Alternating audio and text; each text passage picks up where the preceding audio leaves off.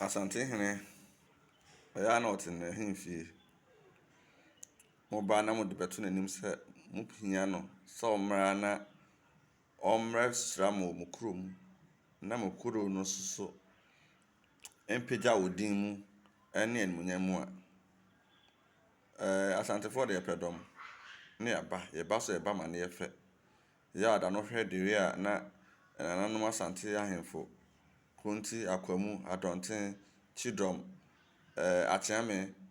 omunyina nifa benkum omunyina eka se ombedi yewrachi amenaba Cape Coast na efe 7th September ebeba so pa me ameba bi na yebewi a na afi ma dan ma no agu yeso be boso miensa nie na UCC yes obema yewra honorary doctorate degree yehu de nkrofo bi keka wo Facebook say ya nika ma osaberima kwasiata honorary doctorate degree ne de ma asante hene na nyame adaroma UCC ama no honorary doctorate degree in fact okuta ben so dada nti mode mana na manfa mana ensesa hwe na enye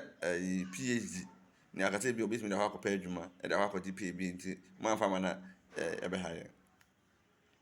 e wasam hun se yen onuado nti ne eba na yebeba yeri no ibi hu se obawie ya pa na bi ma chase two kings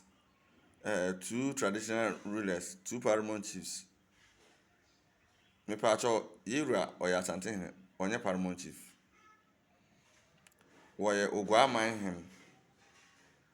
onye mfantefo nyina hene na personal relationship kakra aba osaberima ene otumfo ntem eka ho ntina otumfo se omunya man invitation no kra no aye na adwo so peso ba bi dada